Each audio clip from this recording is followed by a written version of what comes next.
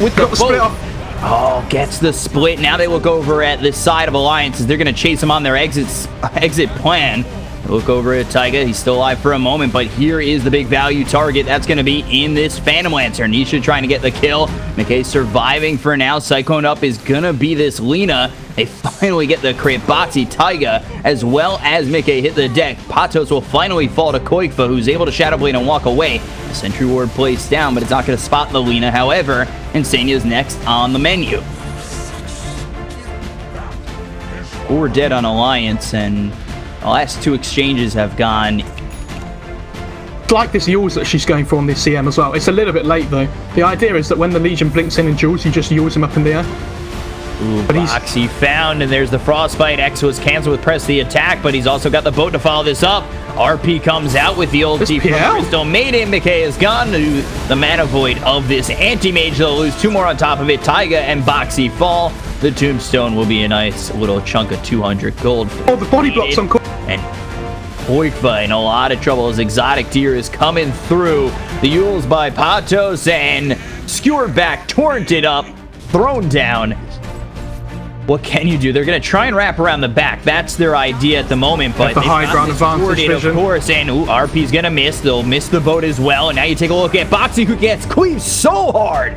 They've also got the Global Silence. That's going to follow it up. Crystal Maiden with the ulti. Boxy's going to fall. Mana Void comes out. Taiga, the second one to drop on Alliance. They look over at Koik, but he's low. He'll die. And it's going to be 3 dead on Alliance. Nobody dropping from New Guys. And GG is called by Alliance. And still yet to drop a game is X Kingwin, a.k.a. Let's Do It, a.k.a. New Guys. And they are now 6-0 in this qualifier. Moves away from it with the TP coming in from Nyx. We'll see how this goes for him. Milan backing off for the moment. Burrow Strike comes out. They'll get the kill onto Fereb, so they'll get themselves at least 1. It takes a full 5-man rotation towards top. But at the same time, Wind and Rain, you know, they had 4 heroes up there. They're hoping Ritsu finds the farm. He's going for the treads right now, gets that early ring of health. And then we'll see when Ritsu does in fact grab that Battle Fury afterwards, as the 10 values are be coming up. But over towards top, the hook is going to miss. They'll look for the Silence. Split Earth on top of that. Kit Rack is going to fall. Silence does come out onto 2 of these heroes. I think the Doppelganger is there for ILTW to avoid it. And now they look over for Rev. Once again, they've got the ulti from Nyx to drain the life out of Milan, but he ends up denying himself. Epicenter unnecessary as Fereb falls.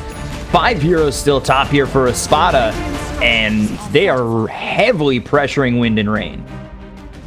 Problem is, at the moment, the way they're really afraid about going to the late game here if you're Wind and Rain, because AM's going to farm so much quicker than this PL with his mobility around the map. Oh, Immersion coming over for the 15-minute rune. That's a mistake. Hook, as well as the Wave of Terror, Magic Missile. And Fereb gets the kill with the Burrow Strike on a 2 from BZZ. Nyx is here. We're going to kill off Kit Rack. They'll get the Silence on top of this, so now he's in a lot of trouble. As he's stunned up. Fiend's Grip from Kit Rack, and nobody's bothering to stop this.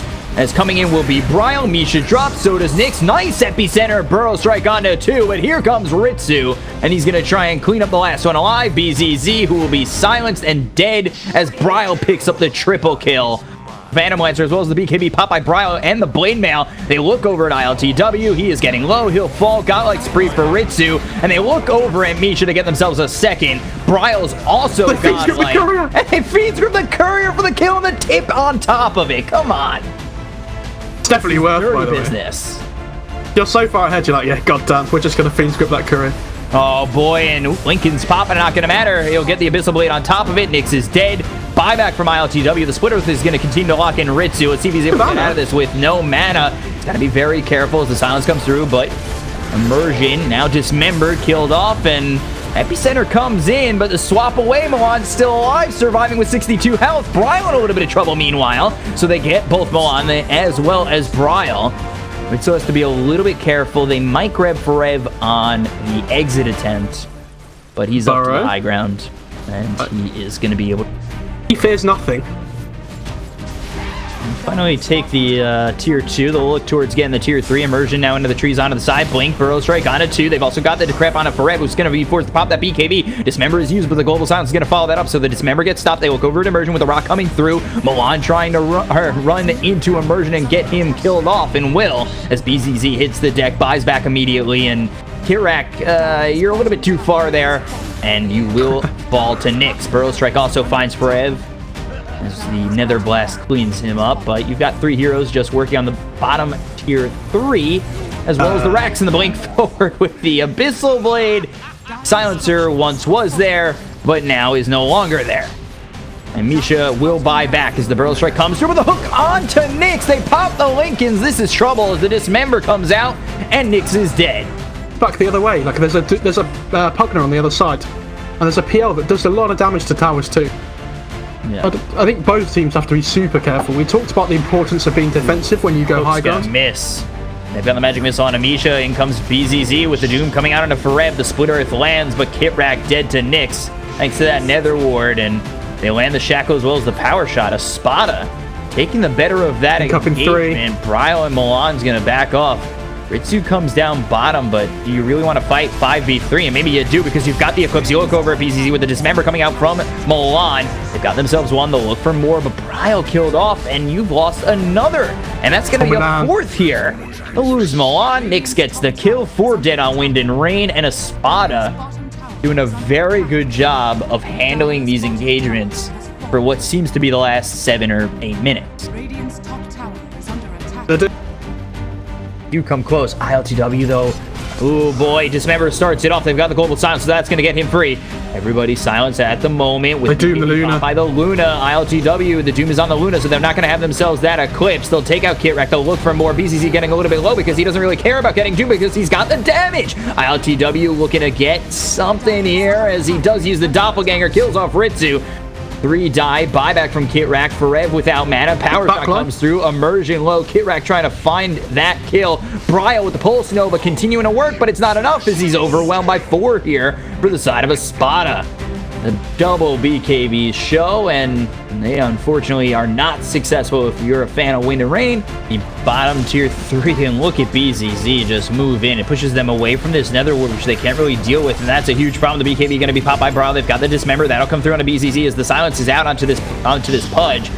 Immersion gets the kill into Kitrak. You take a look. The next one to fall is going to be Milan. They're being corralled into their well, and this is a huge problem for Wind and Rain. You do find the magic missile with the Split Earth and do kill BZZ, but your tier 3, look at your Rax, and you're almost non-existent. God. And Crepify, Dagon, Life Drain, Nether Blast, and the Eclipse comes out, but it's doing literally no damage to the side of Espada. And with that, you almost wonder what else you have to throw as Bryle Dagoned out of this game. And he's dead for 77 seconds. No buyback. Ritsu out of mana. The Aeon Disc popped on Immersion.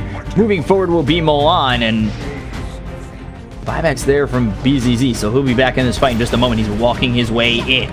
Again, Decrepify, Dagon, Immersions here with the Shackle coming out. ILTW moving forward. Kitrak will fall. Down goes Milan. 3 dead on the side of Wind and Rain.